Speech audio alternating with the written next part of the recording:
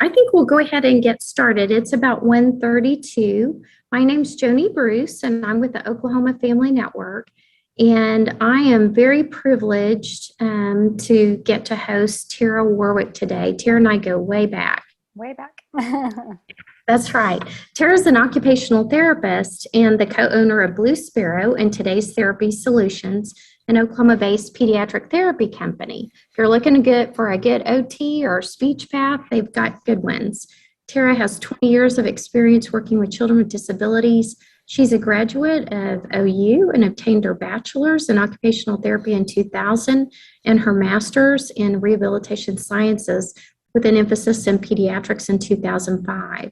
She completed her post-professional occupational therapy doctorate in May of this year, even though she has 2 kids and a husband and runs a business. Busy lady. Tara spends her days providing in-home therapy to children, conducting training and consultations for schools on challenging behavior and autism, and managing the day-to-day activities of Today's Therapy Solutions.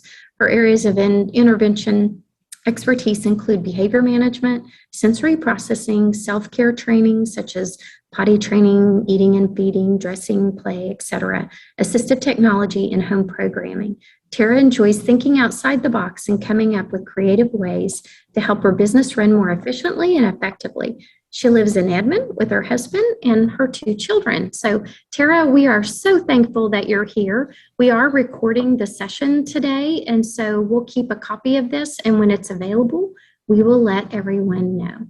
So, Tara, you want to get started? Yes. Well, thank you for having me. I'm excited to present to you guys. I wish we were all in person, but we're not. Maybe next year, I hope.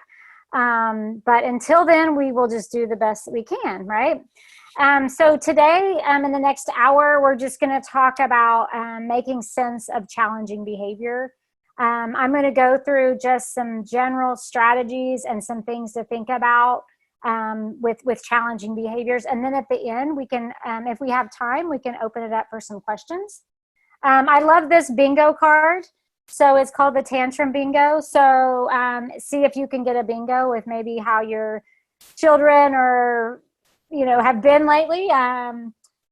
Throws cell phone 4, spits, bites corner, refuses to let go of candy, removes shoe and throws it at the wall. So see how many of you guys can get a bingo on this, right? If you're here with me today, you probably can get a bingo. And so, are you experiencing some of these things? Your child's tantrums becoming more frequent and intense and dominating your household, like where you feel like you're just walking on eggshells all the time. Is your child maybe doing a lot of throwing, kicking, hitting, screaming, maybe some bedtime tantrums, so around going to bed, maybe meltdowns in the morning when it's time to get ready for school, maybe having trouble getting your child to do their homework, maybe avoiding going into the communities because of these behaviors. Challenging behaviors, I think, are one of the most isolating things. That I think parents and families who have to stay in their home all the time is often because of challenging behaviors. So it's a very important topic.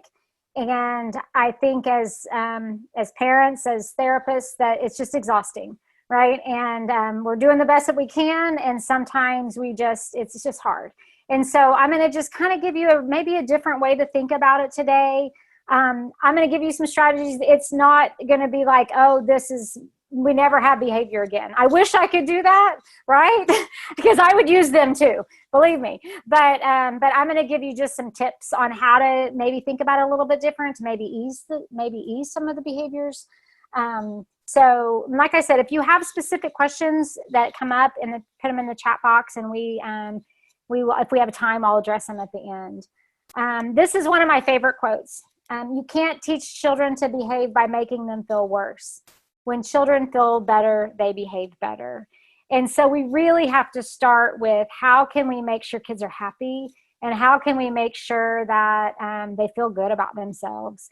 And, I don't know, I'm guessing most of you guys are parents out there, but that was who's in the crowd last time I did this, was a lot of parents. But Also, I talk a lot about this with teachers and with paraprofessionals all the time. I have to say, first, you have to start by getting them to be happy at school and want to be at school. Like if you're having a lot of behaviors at school, we have to first they have to want to be there. We have to start with them feeling good about themselves. So rethinking behavior, thinking about behavior as a form of communication. And I know you guys have probably heard this before, but not just for children who don't have verbal communication, even for children who have a lot of words and a lot of communication, behavior is still a form of a way of them communicating some kind of need. And it's us really figuring out what that need is. And I think for so many times it's not obvious. You might think that it is because one thing went wrong for your child, when really the need is deeper than that. Or it goes back to something that maybe happened at school or something that's been wearing on them. Better relations equal better behavior.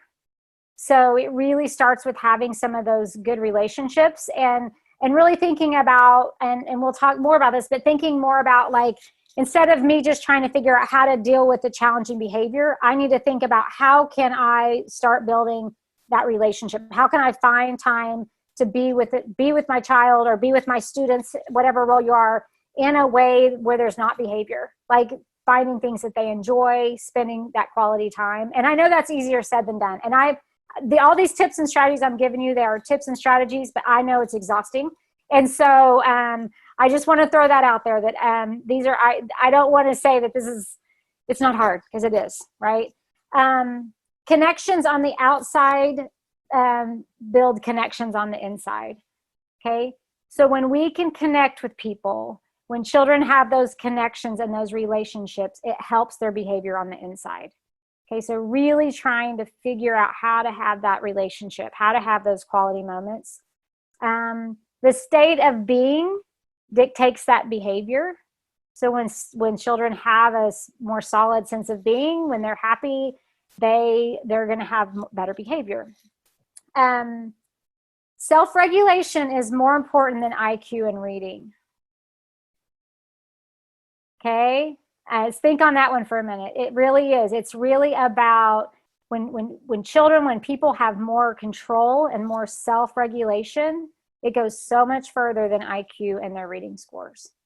Okay, so emphasizing this with your children, with your children's teachers, that this is what is important. Self-regulation takes two people. Okay, so in our children that have difficulty with this, we really have to think about, as parents or as teachers, as we are part of this process. We're going to have to be a tool, especially for those kids who do not have good self-regulation. We're a tool. For teachers, I say you're an accommodation. Think of yourself as an accommodation for a child who doesn't have very good self-regulation skills. Okay. So those are just some things to think about as you're going through this. I'm going to go over some of these 7 myths of parenting, and then we'll jump some more into some strategies. Number 1, punishment will change bad behavior. Okay. Some kids, it does, right? Some kids, punishment works. Think of punishment as punishment decreases behavior, right? Punishment, if your behavior does not decrease, then what you did was not punishment.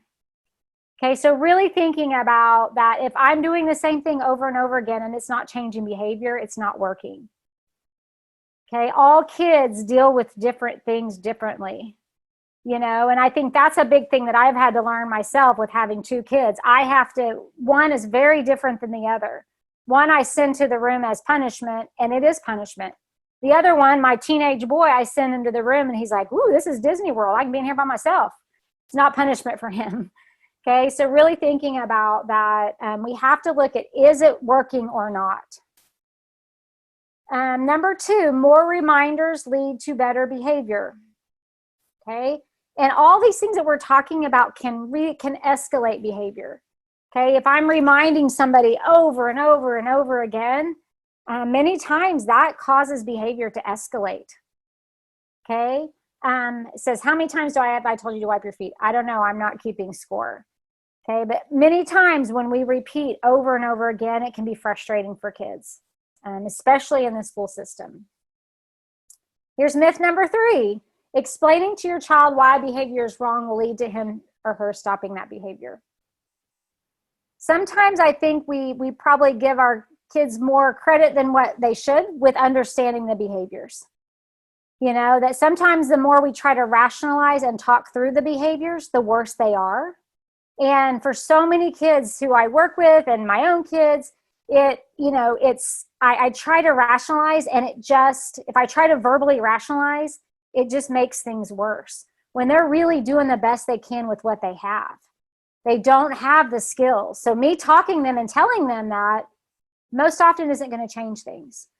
Okay. Really, when we're seeing behavior, we really need to think about, are we talking too much? Are we trying to rationalize when really maybe what needs to happen is a break, or we need to separate ourselves or something like that? But thinking about not trying to over-explain things to children, especially when they're escalating their behavior. Lots of praise just spoils kids. What do y'all think about that one? Parents need to fill a child's bucket of self-esteem so high that the rest of the world can't poke enough holes to drain it. Okay? So it's really about praising people kids at the right time and filling their buckets. You know, I just think about now, kids deal with so many things right now that my job is to try to fill their bucket. Because guess what? When they go to school, that bucket's probably not getting real full. You know, so I want to fill it as much as I can.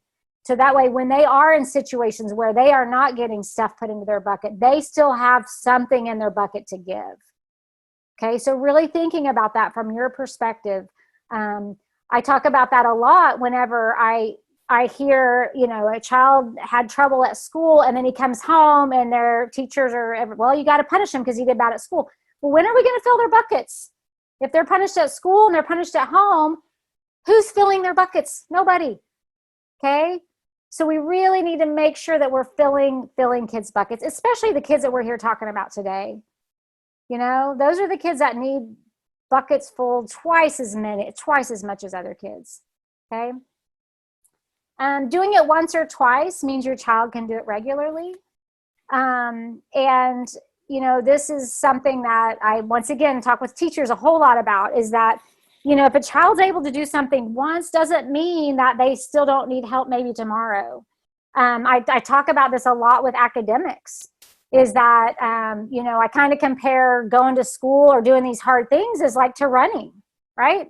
I like to run, you know, sometimes. But if I go and I eat right and I get enough sleep and I do everything I'm doing, yeah, I'll go out and run and I'll have a great run. However, if I stayed up too late last night, I didn't eat a healthy meal, all that. But if you expect me to do the same that I did that day every single day of my life, guess what? It's going to be frustrating. So think about that for some of your kids or your students, is that, are we expecting them to act and be at the best behavior every single day of their lives? Are we giving them any kind of room, you know, and changing our expectations when they're having hard days? You know, I always tell teachers and parents too, like, it's kind of opposite, but when kids are having rough days, they need 10 times as much reinforcement, positive reinforcement. 10 times as much. Because the only way to get somebody out of a bad day is by giving them more positive reinforcement, right? That's what gets me out of a rough day, is by having more reinforcement, doing more things that I enjoy. That's what helps me get out, not by somebody saying, I just need to be in a better mood. Sorry, I think I'm getting a little on tangents today. Maybe it's just me. Maybe it's number 6, my other child did not need special training or program, so this child shouldn't either. What do you think about that?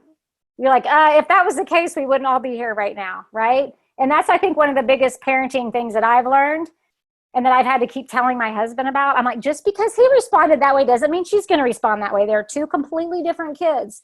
And so we really have to think about each one and what works for each different child. Okay.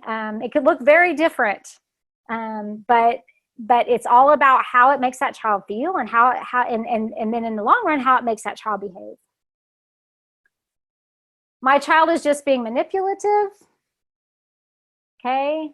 So thinking more about, instead of thinking about it as manipulation, right? Thinking about it as they're going to do whatever they need to get that need met. Okay? Whatever that need might be. So how can we start really thinking about that need and helping them get that need met without having those behaviors? Okay, and we're going to go through some of those strategies. Keep calm. It's not too late, right? Behavior can change, and at any age. Thank goodness, right? I finally got my husband to put dishes in the dishwasher and not the sink, and he's 47. So behavior can change. It's just us thinking about it a little bit different. Okay, so these are some simple steps that we're going to put in place, some simple things to do. Number one, we're going to check our intentions. Okay, we're going to start with us first before we start with our kids or our students. Number two, we're going to think about why. What is that need? And then number three, we're going to look at some strategies. We're going to look at a plan. Okay, the first thing, and I added this from the last one because I did a lot of reading on it that totally made sense. And I think about, I am only as good at dealing with my child, my student's behavior as I am feeling myself, right? How many of you guys have been, as parents or teachers, have been embarrassed? You're like, I cannot believe I just said that to my child or my student, or I cannot believe I overreacted like that, right? We've all been there. Okay, that's why I thought I added this piece, because this is a big piece, is of thinking about our own intentions and how we are feeling and doing before we start addressing that with our children. So thinking to create this intention for ourselves, we have to think about behavior once again as communication. So not thinking about they're doing it just to make me mad or they're doing it to manipulate me. We are taking the judgment out of it, and we're thinking about it more as behavior as maybe safe or unsafe behavior. Okay, we're taking the judgment out of that behavior. We want to remember that all children belong. Okay, and this is coming more from maybe if you're a therapist or a teacher or provider, thinking that all children belong. Okay, that, and part of belonging is part of addressing this behavior, because we want all children to belong. Also thinking everyone, including you, including me, we're doing the best that we can with what we have. So giving yourself a break, it's okay. And knowing that all parents go through challenging behavior, some of it a whole lot worse than others. Okay, but remember, reminding yourself that I'm doing the best that I can with the skills that I have right now. Giving yourself a little bit of a break. Okay, shifting perspective, thinking the child is not a behavior problem, but has a unique way of perceiving the world. Okay, so really kind of changing that we're trying to think about it, the behavior separate from the child. Okay, that child is not a behavior problem. They are just perceiving the world maybe a little differently. Okay, so going through these things can help us check our intentions. So thinking, am I trying to control this situation? Okay, if you're going into a situation with challenging behavior and your intent is to control the situation, good luck, right? Okay, so we want to go into the situation really trying to understand the situation, not to control it. Yes, ultimately we want to change the behavior, but we also want to think about better understanding it versus just trying to control it. What kind of energy or vibe am I bringing to the situation? Okay, so checking yourself, like, am I coming to this situation and everybody can see that I'm upset or that I'm frustrated? What kind of vibe am I producing? Because so many of these kids, like I said, self-regulation takes two people. If I'm coming into this situation, I'm upset and I'm mad, you think it's going to help the child? Probably not. It's going to make it worse. Okay, so I've got to do what I need to do to calm myself down. Okay, and we'll talk about that. What are my feelings about the child? Okay, as parents, right, we all love our kids. Teachers, I know you love your students, but sometimes you have students with more behavior and you become more biased. And so thinking, how can I make sure that I'm I'm giving this child an equal opportunity. I'm making sure that I'm trying to understand things from their perspective. Am I willing to think about behaviors communication? Am I willing to accept that this is a work in progress? Okay. Am I thinking about that? This is not going to be just I'm going to fix it today, but I'm going to make it better than it was yesterday. And if I don't, then I'm going to problem solve and I'm going to try it the next day. Okay. What can I do to get myself ready or decompress? If you have time, if you don't try to make time. So many times we try to address it so quickly that we come into the situation already up here. We're giving off those vibes. Is there anything that we can do to decompress before we address those behaviors, before we address those situations? Okay, thinking about maybe I need to take a walk. Maybe I need to take some deep breaths. Maybe I need to go to Sonic and get a Diet Coke. Whatever it might be, how can I check my intentions before I address these behaviors? Okay, so some things to talk about to yourself. These are good self-talk, okay?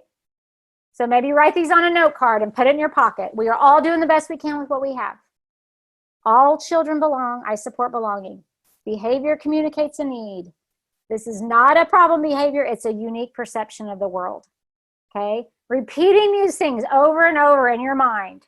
Okay. And that could be a good way to check your intentions before dealing with challenging behavior. Okay. So once we've kind of got our intentions and we've checked ourselves and we're there, the next thing we want to do is understand the why behind behavior. Okay, the why is that need that they're trying to communicate to us. And the why is what we then use to determine what strategy that we're going to use. Okay, if I know a child is communicating to me that they're frustrated with their homework, then I'm going to come up with a strategy to help them maybe make the homework a little easier, maybe modify it, maybe break it into smaller chunks. Okay. So I'm really thinking about that why, what they're trying to tell me. So I love this picture of this iceberg model where the tip of the iceberg are those observable behaviors. So those are the things that we all talk about: the hitting, the kicking, the cussing, the checking out, whatever it might be. Okay. The majority of the behaviors is what is hidden that we don't see. Okay. That's really what we need to address. Those underlying reasons for that behavior. Maybe it's a lack of understanding. Maybe it's social skills deficits. Maybe it's sensory processing problems. Maybe they can't tell you what they want. Maybe they're having difficulty with change. All those things are really those underlying issues that we can't see that are causing those other, the tip of the iceberg, those other issues. I do a lot of consults in the schools on behaviors, and I don't know how many times I've heard teachers say, well, you've never seen a behavior like this. I'm like, well, I probably have. However, I'm not as concerned about that. I don't care. I mean, I do care, but it could be hitting, kicking, spitting, whatever. That the tip of the iceberg does not matter to me. What matters to me is what's happening underneath what we can't see. How can they communicate? How can they regulate their bodies? How can they learn social skills? That is what I'm interested in. So some things to think about to really get to that why, okay, are what are some things that happens before the behavior? What happens after the behavior? What makes it better? What makes it worse? When do they not have this behavior? And thinking about what skills do they not know how to do? Okay, those are some questions I would want to know. I would want to know, well, is it certain environments? Is it certain activities that the teacher gives them? Is it certain things that I say when he comes home from school? Is it certain things I give him, or is it when I take something away? What makes it worse? If I attend to it more, does it get worse or better? If I leave him alone, is it best? Those are all things that I'm going to be asking because I want to figure out what it is that's going on. So this is a simple formula for behaviors where you kind of think of these behaviors like just like if I'm going to look at a behavior like almost like a math formula, right? I want to look at, okay, what happens before, what's the behavior, and what happens after? Okay, the ABCs. And then when I see that, I can say, okay, well, it seems like based on these ABCs that he is doing it to escape a situation, or he's doing it to get my attention, or he's doing it to get maybe a sensory need met or get away from something. Okay. The big thing here is that we're thinking, if that is the why, what is that skill that he needs to learn? What can I do to avoid some of these things? Okay, because what you don't want to happen is for that behavior to always get that need met, because then that behavior gets reinforced, right? I want to think about, okay, I know he always does it. I give him a math homework and he throws a fit and cusses and yells at me, and I send him to his room. Okay. That was my ABCs. Well, guess what? He screams and he gets to go to his room, and it happens every time.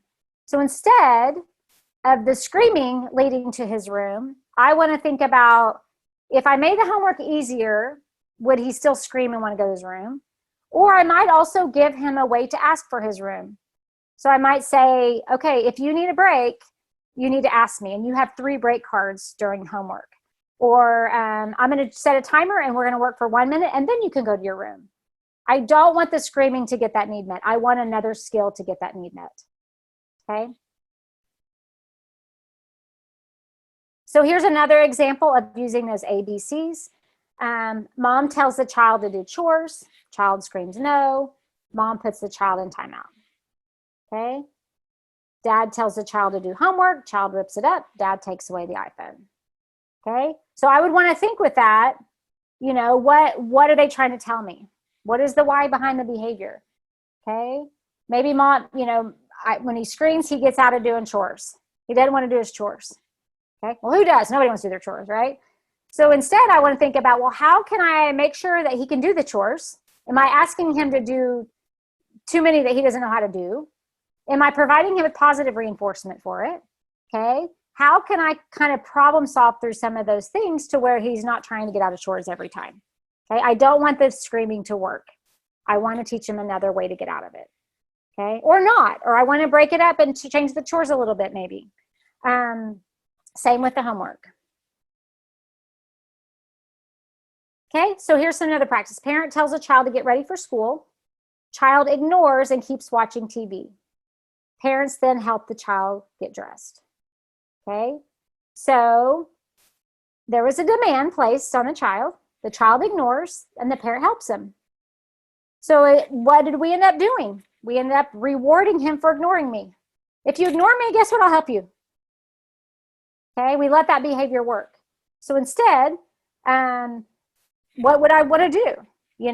I might think about the why. He's trying to tell me he doesn't want to get ready for school. Okay. Maybe I build in some choices. Maybe I build in a timer. I put on these supports to help him get ready for school, to where that ignoring doesn't work anymore. Okay. So another one, let's go through just another practice, and then we're going to do practice one at the end too. Child is playing on iPad. Parent tells the child to get off and brush his teeth. Child throws the iPad and the parents send him to timeout. Okay. So there's a demand placed on him. He throws his iPad and we put him in timeout. Okay. So thinking about what are some strategies, and we'll talk about strategies next. What are some strategies that we could use where instead of him throwing the iPad and he gets out of brushing his teeth, how can we use the iPad to motivate him to brush his teeth? How can we use a timer to show him how long he has to do it? How can we create really clear expectations around what we want them to do? Because I see that happening a lot. I see a lot of behavior around the expectations are not very clear. The skill's too hard for them to do, or they're not getting any kind of reinforcement for it. Okay? So thinking about those things. So these are the strategies that we're going to go through. We're going to go through some preventative strategies, positive opposite, positive reinforcement, reinforced practice, and some punishment. Okay.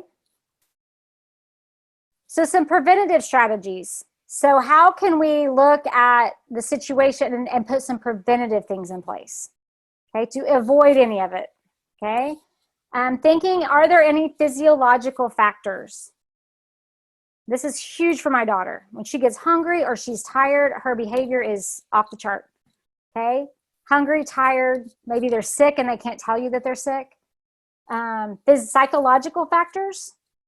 Or is there some underlying factors going on there as far as anxiety, depression that maybe we need to look at? Are they anxious about an upcoming test or maybe a social activity? What's going on there? Is there any environmental factors? So time, location, distractions, visual supports. Hold a second, sorry.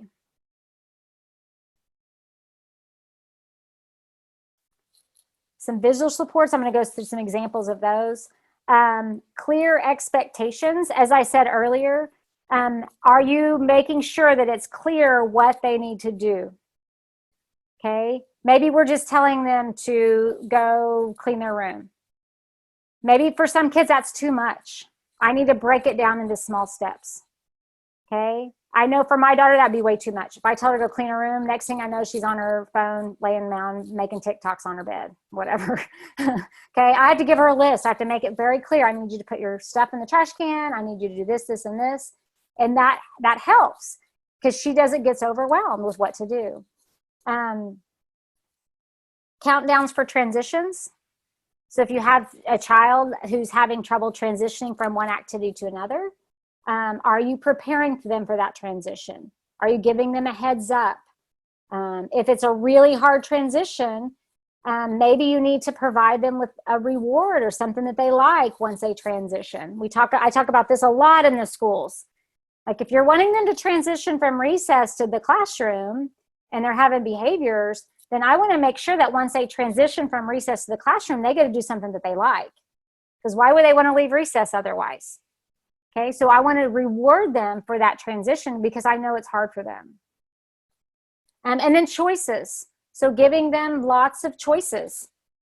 Okay, because most of your kids, I'm guessing, I don't know you guys, but I would guess most of your children who have some challenging behavior are pretty strong-willed and probably like to have control over the situation, right? And so using choices can be huge for these kids. Okay, it could be choices in, do you want to do this chore or that chore?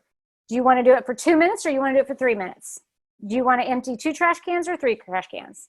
Any kind of choice like that can help them feel as they're in control of the situation when actually you're the one in control because you are the one giving those choices.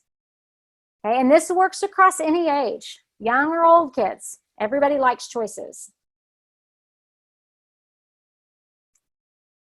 Visual supports are another way to help alleviate some of that control, right? And where if I can use a visual support, it's not me saying it, it's the list. Okay, it gives them a feeling of independence, but it breaks it down for them on what they're supposed to do. So, and same with visuals. It does not matter what age they are. I've used visuals with young kids, and I still use visuals myself and with my teenagers. And so maybe it's a schedule of what's happening, especially if you have a child that's real anxious about what's coming up. You might have to write out what's happening that week, that month. Task lists are huge. So having a task list of these are the things I need you to do when you get home from school or what you need to do before you go to school. Reward charts.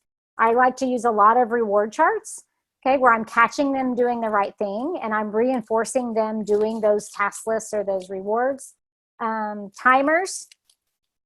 So giving them, once again, a clear expectation. Okay, I'm going to do it for 1 minute and then you get a break. And then any kind of organizers. Okay, especially if they get really overwhelmed or they have any kind of ADHD or attention issues, organizers can be really helpful in helping them plan out their time or their day. Okay, so I love this quote too. You might have heard it before. If a child doesn't know how to read, we teach them to read. If a child doesn't know how to swim, we teach. Child doesn't know how to multiply, we teach. Child doesn't know how to drive. My son's learning to drive. It's so scary. We teach. If a child doesn't know how to behave, what do? We often punish, right? But we really need to think about teaching. Okay, so this positive opposite, I love this term. It's really looking at Thinking about what you don't want them to do and replacing it with a positive opposite. Okay? So if the siblings are fighting over the TV show, I want them to watch TV together. Okay? I don't know how I'm going to get there. I'm going to use all these strategies, but thinking about what it is that you want them to do instead. Child's clothes are all over the floor in his bedroom. I want them to put it in the dresser. So what kind of visuals do I need to add? What kind of structure do I need to add? Child shouting at me when I say no. I want them to express their anger calmly. So I want them to learn some of those ways to express emotions. Child rips up homework. I want them to complete their homework. Okay. How do I need to modify the homework? How do I need to provide some reinforcement for doing their homework? So really thinking about this positive opposite, what I want them to do instead of those behaviors, those challenging behaviors. And this can be hard to do sometimes, right? Because you're like, I just want them to do what I tell them to do. That's it. Okay, but breaking it down a little bit more. Okay, so we got positive opposite, and now let's look at positive reinforcement. Okay, so it's a process for giving them something to increase a behavior to happen. It is not the same as bribery. Okay, this is one of the most effective strategies for changing behavior, is positive reinforcement. Okay, bribery is when I give a child something to stop a behavior. Okay, so child's having a meltdown in Walmart and I say, get up off the floor and I'll buy you some candy. That's bribery. Because then child learns, if I want candy, I throw a fit. Positive reinforcement is about, I'm going to give them the candy while they're walking with me in Walmart. Okay, I'm going to plan it and I'm going to do it with a behavior that I want. I'm not going to do it as a way to stop a behavior. Okay, more positive reinforcement builds more skills. Okay, and it can significantly help. It just has to be the right time. It has to be when they're doing the expected behavior. Okay, the behaviors that you pay the most attention to are the behaviors you're going to see the most. Okay, so if I'm paying more attention and I'm reinforcing those behaviors I want, you're going to see those more. Okay, so we talked about this. Reinforcement, if I give positive reinforcement, it increases the behavior. Punishment should decrease the behavior. If you're not seeing a decrease, then it's not true punishment. Okay, and most of the time, kids that we're talking about do not do well with punishment. Okay, it's really more about the positive reinforcement for them than it is the punishment. Some kids do fine with punishment. Sometimes it does change the behavior. So if you're going to use anything like this, make sure you're combining it with some kind of positive reinforcement system. Okay, or you're going to get into that rabbit hole of only punishing, and the child doesn't have anything to work for, with nothing motivating them. Mild and brief, don't punish when you're emotional. So once again, check your intentions. Never use with activity you are wanting to foster. Okay, so not using punishment as, well, that's it, go read. Okay, well, how much fun is it going to be for them to read? If you're using that as punishment. If you're punishing the same behavior, then rethink the plan, because you're probably not truly punishing. Okay, or it's just not working. I think about, if it's not truly changing behavior, I need to rethink this. I need to start, number one, with more positive reinforcement. I need to really look at what is it that I'm asking the child to do, and do they have the skills to do it, or do I need to break that down for them a little bit more? So just some effect. I'm not a huge timeout person, and I'm just talking mostly about schools. But if you are going to use it, making sure you're giving warnings. There's a predetermined place, so making it as structured as possible. So there's a place that they go for timeout. It's quick response, brief. You're staying calm, being consistent. There's no rewarding stimuli. So making your timeout is different than a break. A break is not timeout. So if they're in timeout, that's supposed to be punishment, and they get access to their iPad and their sensory toys and all that, it's not punishment probably. Okay. So making sure that if you're going to use timeout, that there's nothing else in there that's super motivating. Be clear, set rules, and follow them. So the more black and white you can make this, the better. Okay, to where it's very obvious when they've broken a rule or whatever, that they go to timeout. It's those gray areas, I feel like, that are the hardest to deal with as a parent, as a teacher, as a therapist. So the more black and white you can make the rules, the better everybody's going to be at following those and understanding those. Making sure that if you are going to use a timeout, that you return back to that task. Otherwise, they could start using it as just a way to get out of what they didn't want to do. Some other, tips: avoid giving negative attention. Remember, any attention is good attention, especially with a lot of children that we're talking about. Okay, so are you giving them attention, more attention than what you realize? Avoid delayed consequences, disproportionate consequences. And that's why I say you have to plan these kind of like timeouts, because otherwise, and my husband does this all the time and it drives me crazy, or he's gotten a little bit better at it. He's like, that's it, no iPhone for you for the next month. And I'm like, okay, really? Like, and then he leaves for work and I'm taking her to school. I'm like, wait a minute, she needs her phone. I mean, didn't need a phone, but like it's disproportionate. That doesn't make sense right now. Okay. But he would get him, we would just we didn't have those clear rules. And so we had to create, these are the rules, and this is how much time you lose your phone when you break these rules. Avoid positive consequences, to where you end up rewarding those behaviors. So like kind of the timeout, you go to your room, well, then you find out in the room they get to do whatever they want, and it ends up not being a punishment for that child. Some other tips for positive reinforcement is making sure that you're giving the attention to positive behaviors. The reward menus can be really helpful, where you're giving them a choice of what they're working for. And the other thing with positive reinforcement is this 50% rule for reinforcement. So a lot of people say, well, how often should I provide positive reinforcement? And so I'll encourage them to use the 50% rule, which is where I think about how often they have behaviors. I divide that in half, and that's how often I need to give them either a check mark on their reward board or access to something that they like. So I'll use the example of maybe sitting down to do a worksheet, and they can sit and they can attend to that worksheet for a minute.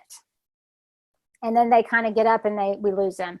Well, I need to make sure after 30 seconds that I'm giving them some kind of positive reinforcement, whatever it is that's motivating to them. Maybe it's a check mark, and when they get 5 check marks, they get to watch their favorite show for 5 minutes.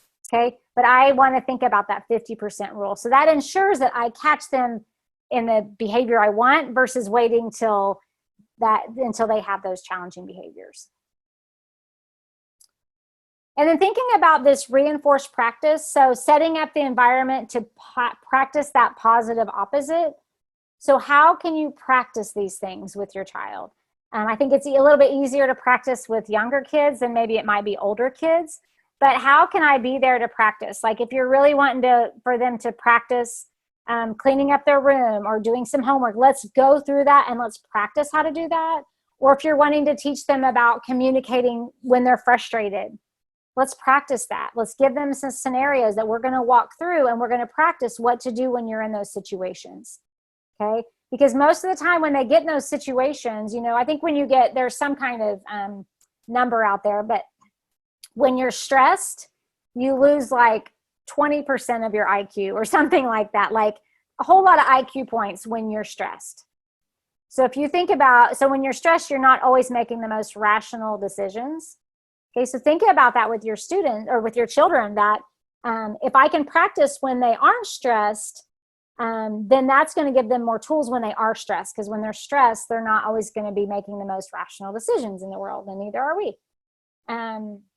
Break those skills down into small steps when you're practicing those, and adding visuals. Visuals are really big. And like I said, it doesn't matter if your child's really verbal or not verbal. It's really about them seeing those clear expectations and seeing when an activity's finished and how much work they have to do. Those visuals can add a whole lot.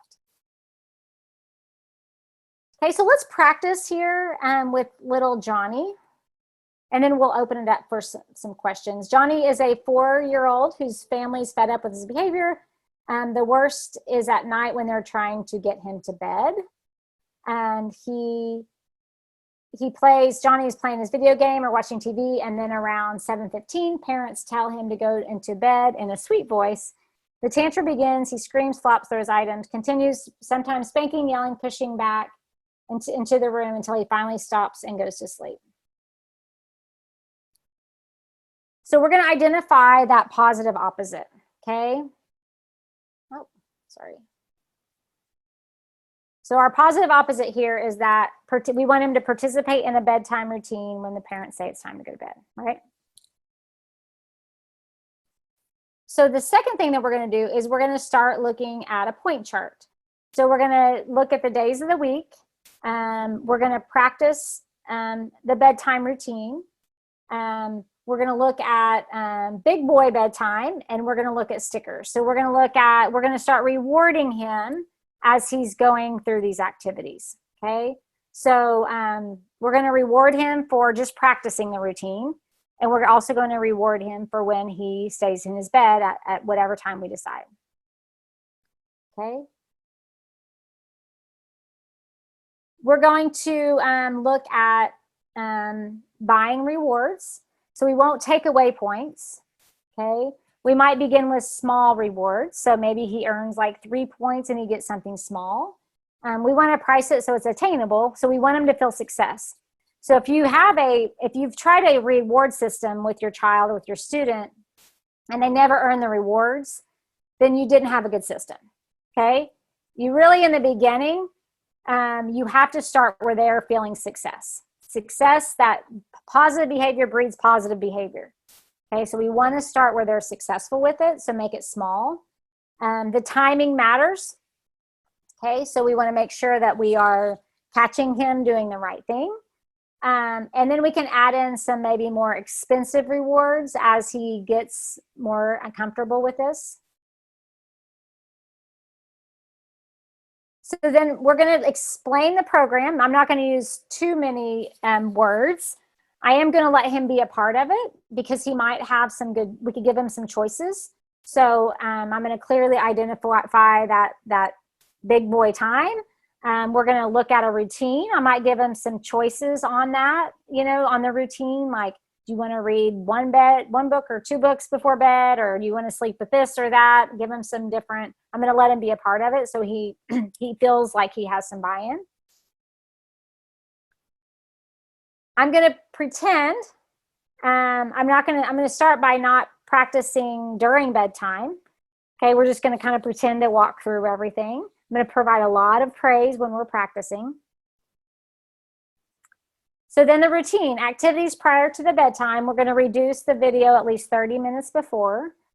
We're going to do some kind of quiet activity prior to bedtime, so puzzle game, something like that. We moved bedtime 15 minutes later so he could finish his show that he was watching. So that's how, once we got him involved, he could tell us that's what he was wanting to do. So we gave him that option. We're going to use some dim light, maybe some white noise to cut out the background. We're going to leave the room quickly after tucking him in. So if he tries to draw us back, we're going to try to ignore that and just walk out. Okay? We're not going to over-explain. We're not going to threaten. We're just going to leave the room.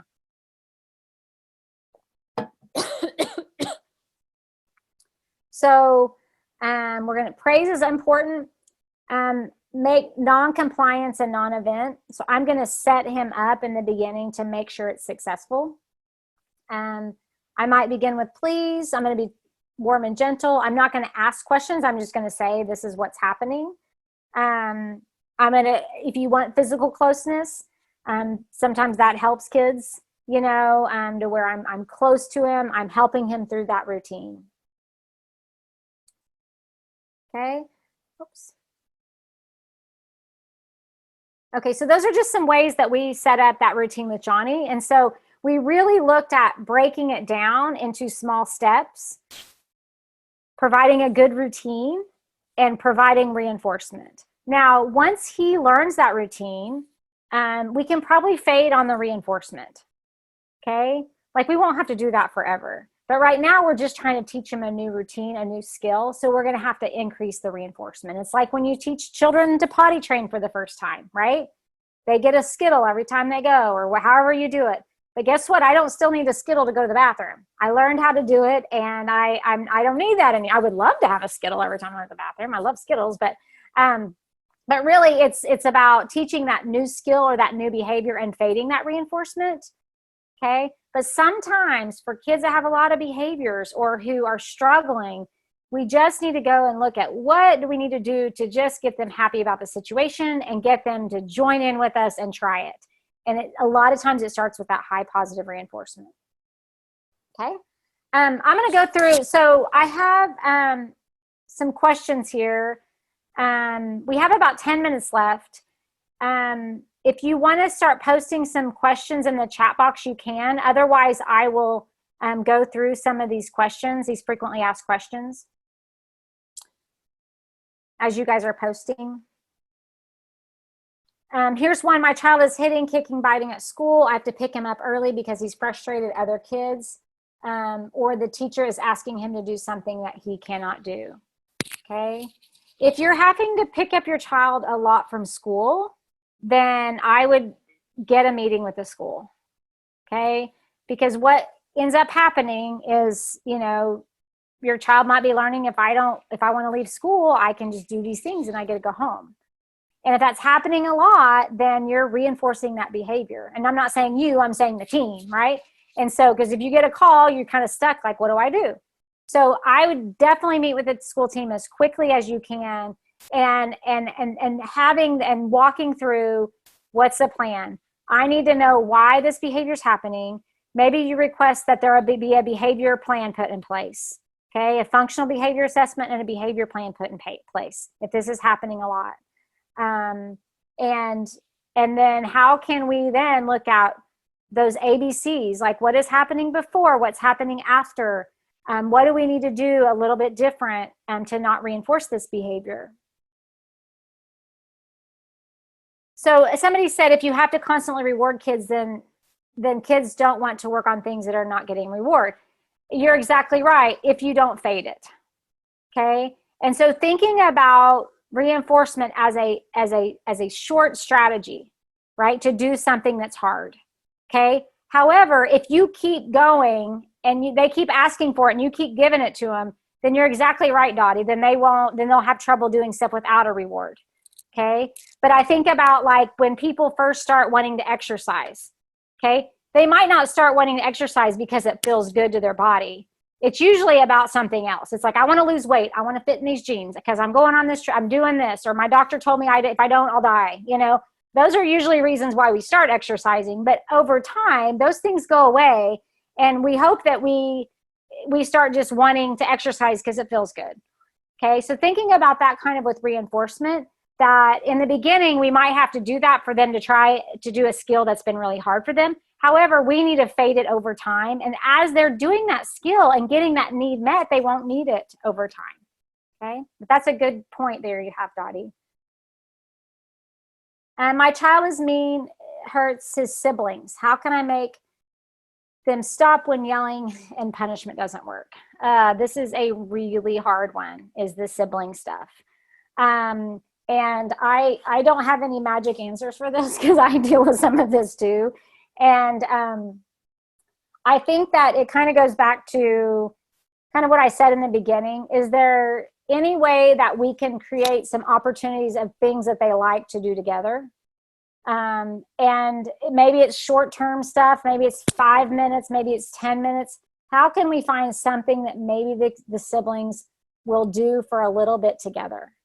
I think also working with both siblings on how they respond and how they are sometimes poking the bear. I don't know if you guys have experienced that before, but I have one child who's more the bear and one child who's more the poker, but he's kind of the quiet poker, you know, and it's like I've had to work with both of them. I'm like, if you poke the bear is going to fight back, right? And so we've kind of had to change. I kind of had to change my approach depending on which one I'm with, and it looks different. And so, but the other thing that's helped is trying to find something that they can do together that helps a little bit, or that they enjoy.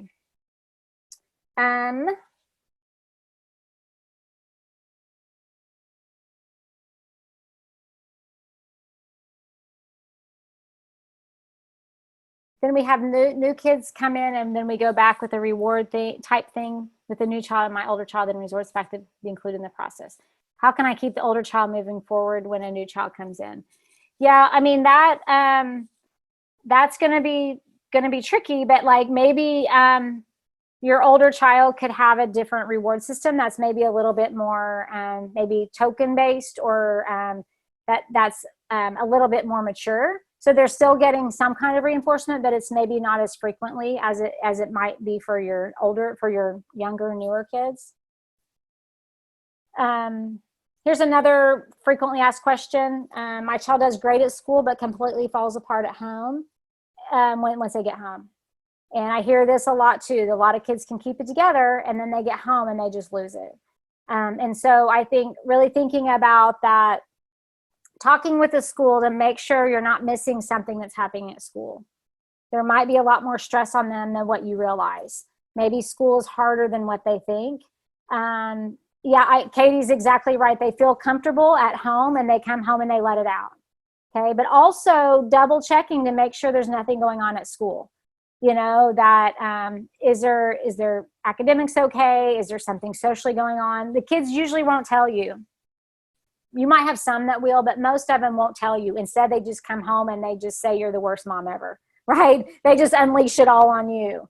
But really what might be happening is something we don't even know. So talking to schools, talking to the counselors, if you have a good relationship with them. And then also thinking when they come home, not putting a lot of expectations on them for a little bit of time. You know, so my daughter does that. She's different, better that she's older, but when she's younger, it's like she come home and just like, oh my gosh, you know. So we had to learn that when she comes home, we got to leave her be for about an hour or so, you know, because she needs time to just, you know, unleash and relax. We don't talk to her. We don't ask her about homework. We don't do hardly anything, you know. Also making sure they're getting enough sleep at night, and nutrition, all those things are another big piece of that. Do you have suggestions or resources that are specific to young teens, 11 to 13-year-olds that have not had much early interventions? Are you talking about just in general, Ariane?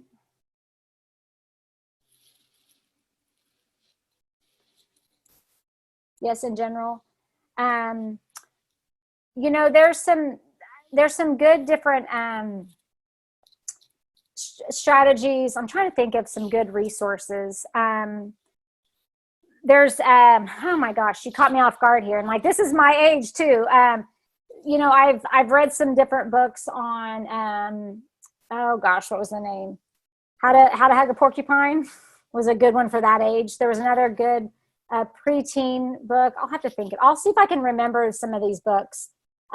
Most of the books are around, you know, helping parents, you know, with strategies. But let me think about some good resources for you. I can put my I think my email is on the PowerPoint slide too, that you can email me. 15-year-old diabetic who knows that by not taking risks she can drop weight, and like, oh yeah.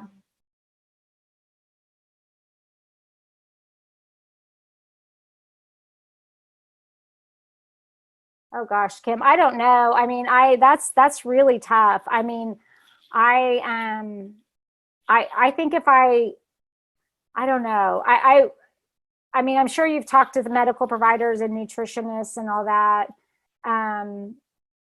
So I think, you know, maybe starting with, is there more going on than that? Like, how are her friendships? How are her relationships with others?